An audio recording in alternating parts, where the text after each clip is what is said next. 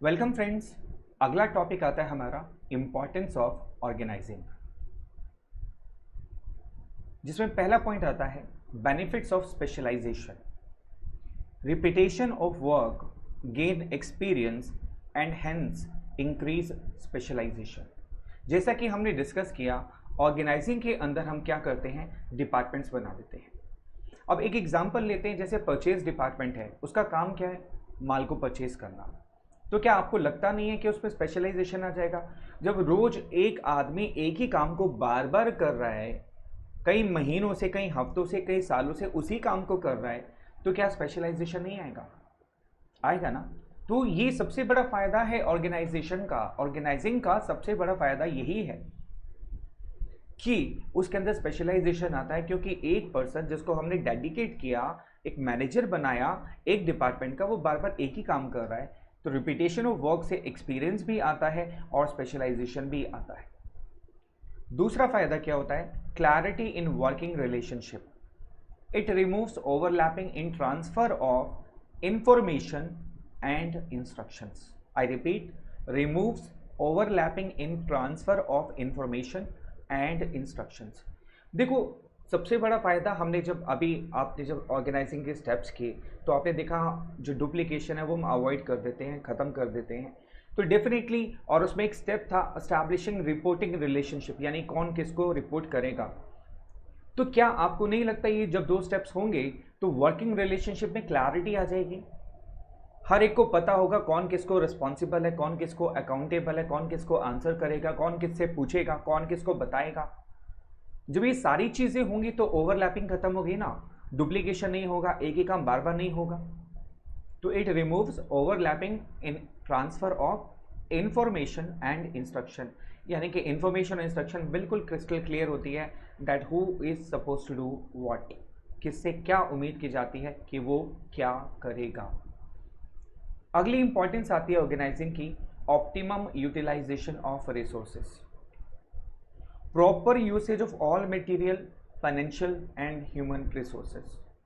देखो, ऑर्गेनाइजिंग का सबसे बड़ा फायदा ये भी है कि आप अपने रिसोर्सेज को ऑप्टिमली यूटिलाइज कर सकते हो। जैसे प्रोडक्शन मैनेजर है, अब प्रोडक्शन मैनेजर को पता है कि मुझे अपने सारे रॉ मटेरियल को ऑप्टिमली कैसे यूटिलाइज करना है, अगर कोई वेस्ट बच गया उसको कैसे यूटिलाइज करना है। परचेज मैनेजर को मालूम है कि अगर कोई सामान खरीदने जा रहा है तो वो बाकी सामान को भी, जो फ्यूचर में रिक्वायरमेंट आ सकती है, छोटी छोटी रिक्वायरमेंट आ सकती है, वो साथ में मंगा ले।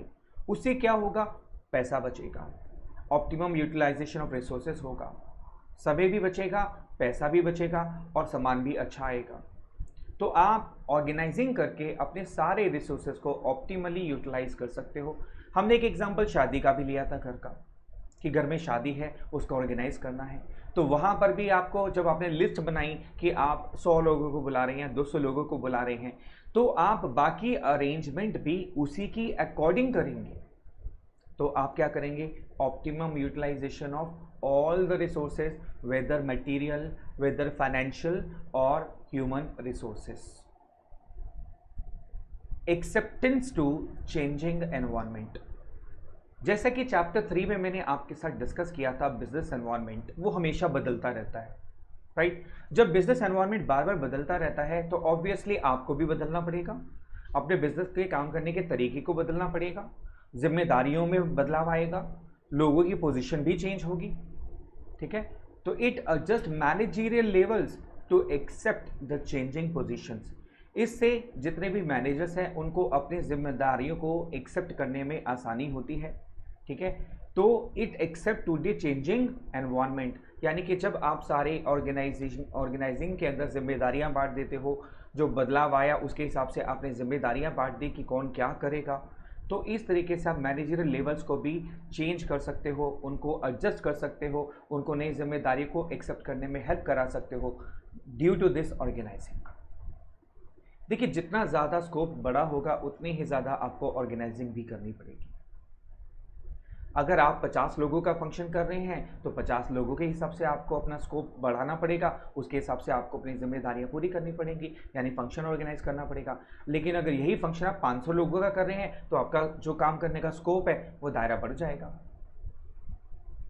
फिर आता है development of personnel, please be careful, it is personnel, it's not personal. व्यक्तिगत नहीं है, पर्सनल में वही मत लेना, दिस इज पर्सोनल। पर्सोनल का मतलब होता है कर्मचारी, उनका डेवलपमेंट होता है कर्मचारियों का ऑर्गेनाइजिंग से। कैसे होता है? By creativity, delegation of routine jobs, they realise their full potential. देखो, जब पर्सनल यानी कि कर्मचारी जिनको हमने अलग अलग ड्यूटीज सौंप रखी है, वो भी एक काम को जब बार बार करते हैं तो वो भी अपने रूटीन जॉब के अंदर में नई नई क्रिएटिविटी लाने की कोशिश करते हैं, अपने काम को आसान करने के लिए नए नए तरीके ढूंढते हैं। जब वो नए नए तरीके ढूंढेंगे तो क्रिएटिविटी आएगी, क्योंकि उनका फोकस का जो दायरा होगा वो लिमिटेड होगा, अपने ही काम पर होगा। तो हर एम्प्लॉय अगर ये कोशिश करे कि वो अपने अपने काम को ज़्यादा बेटर कैसे कर सकता है, नई क्रिएटिविटी अगर उसके अंदर लेकर आए, तो डेफिनेटली उस पर्सनल यानी उस कर्मचारी का डेवलपमेंट होगा। फिर वो अपनी पूरी पोटेंशियल लेकर के भी काम करेगा, अपनी जितनी उसकी कैपेबिलिटी है, अपनी जितने स्किल्स हैं, नॉलेज है, एक्सपीरियंस है, उसके बेस पर बेस्ट ऑप्टिमम यूटिलाइजेशन रिसोर्स भी करेगा, और इससे डायरेक्टली और इनडायरेक्टली उस एम्प्लॉई का डेवलपमेंट भी होगा। इससे एक फ़ायदा और होता है, पता है क्या है? फ्यूचर में अगर मान लीजिए जो नई पोजीशंस आती हैं, नई जॉब्स आती हैं या नए लेवल्स आते हैं, तो उनके लिए हम उनको तैयार भी कर लेते हैं। आज का जो एम्प्लॉई है, आज का जो आप कह सकते हो सेल्स टीम का जो पर्सन है, वो कल को सेल्स टीम का लीडर भी बन सकता है, उसके बाद वो सेल्स मैनेजर भी बन सकता है ना? तो धीरे धीरे हम उसको डेवलपमेंट के साथ साथ आगे बढ़ाते हुए चलते हैं। इसी से अगला फ़ायदा होता है जिसको बोलते हैं एक्सपेंशन एंड ग्रोथ। देखो, जब एम्प्लॉई डेवलपमेंट होता है, जब एम्प्लॉई तैयार होता है, अपनी मेहनत करके काम करता है, तो धीरे धीरे ऑर्गेनाइजेशन के द्वारा क्या किया जाता है, उसको नए नए काम दिए जाते हैं by adding more job positions, यानी उसको नई नई जॉब पोजीशन दी जाती है। कभी ऐसा भी होता है कि नए नए डिपार्टमेंट्स में शिफ्ट किया जाता है ताकि उसको ओवरऑल सारे बिजनेस का एक्सपीरियंस होना शुरू हो जाए। ठीक है, कई बार उसको नई बिजनेस लाइन भी दे दी जाती है, रूटीन में जिसमें वो काम कर रहा है उससे हटके दूसरे बिजनेस लाइन में उसको डाल दिया जाता है। इससे उसका क्या होगा? ओवरऑल डेवलपमेंट होगा।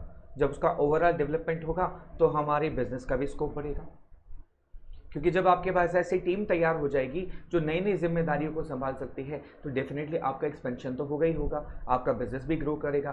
तो अगला फायदा क्या है इसका? Expansion and growth. ये सारे फायदे हैं एक ऑर्गेनाइजेशन को जो ऑर्गेनाइजिंग प्रोसेस से होते हैं, और इसी से हमारा स्कोप, हमारा दायरा भी तय होता है।